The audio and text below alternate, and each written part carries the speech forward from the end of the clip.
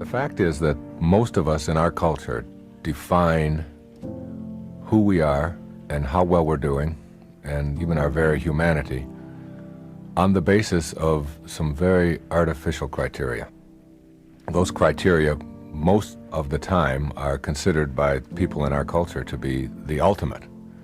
And they are things like success. How much success do I have? That is, how much money am I making? How much stuff comes into my life? How many accumulations am I able to get? And there's certainly nothing wrong with that.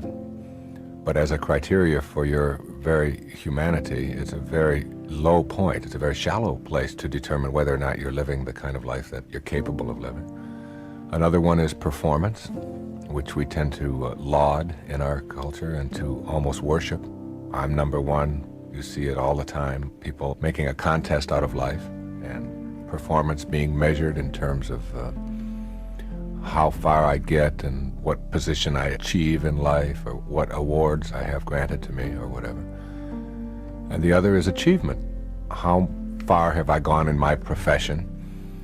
How am I looked at by my peers and by other people in terms of my grades and my position on the ladder of success within a given corporation, things like that.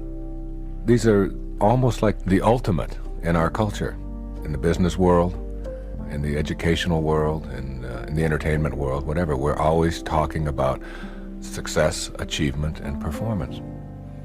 What has happened for me, and what has happened for a lot of people, particularly in some of my recent books and tapes and so on, is that after you live this life for a while and you find yourself achieving a lot of things and performing at a very high level and being labeled a success by all of the external standards, you soon discover that there's an emptiness to that there's more to life than just being able to do that. That emptiness and that shallow feeling, and that it's just sort of almost like a selfish pursuit, gratifying one's ego and proving that we can accumulate as much stuff as we can, and success isn't any longer measured in terms of how we serve others, but in terms of how much I get for myself.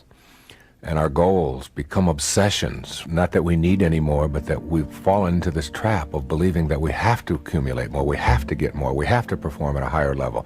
If we win the championship, that's great, but how about doing it 2 times in a row? Nobody's ever done that before. And if we do it twice in a row, well, now we've got to do it 3 times in a row. And now we have to do it by shutting out our opponents completely. They can never get a point. And we are constantly looking outside of ourselves for these kinds of almost artificial ways of defining ourselves as human beings. And when you get trapped into that, you find that there's a lack of a sense of fulfillment.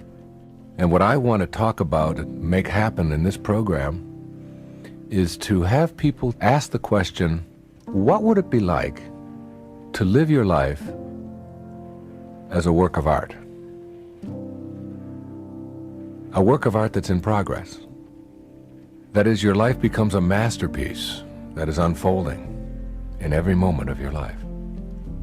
Instead of looking at it in terms of how much can I get or how far can I go, begin to see that, all right, yes, I am capable of lots and lots of wonderful things, and I have accumulated a lot of things, and I've achieved at a very high level, and I'm performing very well, but I want to take a different perspective on what my life is.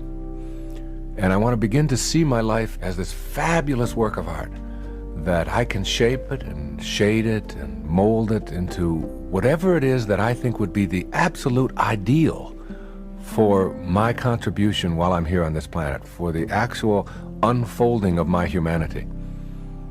And if you were to ask anybody, what is it that you would really like to have said about yourself, whose life would you look at and say, this is what I would like to have been said about me? Or this is the masterpiece that I would like my life to be. Would it be about how much stuff did I get? Or how big was my bank account? Or how fast did I run? Or how quickly did I get there? Or who did I beat in the process? For some, it might be, and that might be very satisfying. But on a very high, a much higher level than that, the answer to that question, for me, is in looking at the lives of people like Christ, who was perhaps the most influential person ever to live on our planet, ever to be on our planet. Muhammad, Buddha, spiritual masters who were leaving a message about the power of the human mind. More recently in our times, people like Gandhi, who was able to turn around the whole fate of a nation that had been subservient to an empire, the British Empire, all through a nonviolence and all through an approach to loving people and not making conflict something that has to be debilitating or destructive, and to literally put them on a course of running their own lives, all through simplicity and all through a sense of beauty and appreciation. Or Mother Teresa, who labors in the streets of Calcutta, just serving and just giving, and knows what she is for, and knows that she's not against anything. You see, the irony, there's a real irony in all of this, and I'm not here to put down, in any sense of the word, success and performance and achievement. I'm a person who has a lot of all of those things in my life. But I've found that those are the kinds of things that begin to matter less and less. And they show up more and more in your life when you find yourself getting more tuned into something much beyond all of that.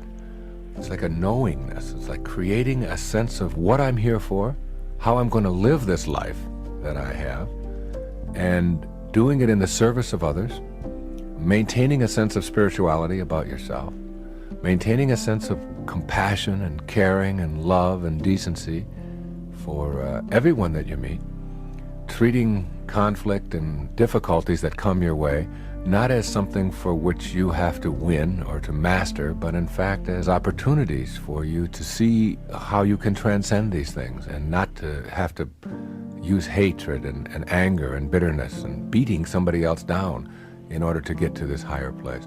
It's very much a place of peace, and it doesn't mean like abdicating your role in life. It doesn't mean that you can no longer be an architect or that you can't be a salesman or whatever it is that you choose to do for a living. It's much beyond that. It's the way that you are, not what you're getting out of the way that you are. It's that wonderful work of art that your life becomes, that you begin to see that I can make my life unfold exactly the way the universe unfolds, with a real sense of perfection and harmony and peace for myself. And the more I do that, the paradox is that all of the things that I chased after so hard and so diligently show up in your life just the right amounts. It's an attitude of knowing, of surrendering, not to anyone, but surrendering from the things that most of us are pursuing all of our lives, where we get on that stress-filled, fast pace. I have to achieve, I have to perform, I have to succeed, I have to become number one, I have to beat everybody else in order to prove myself. You begin to develop an inner sense of harmony, that those kinds of things are very low-level determiners of what kind of a human being you're going to be.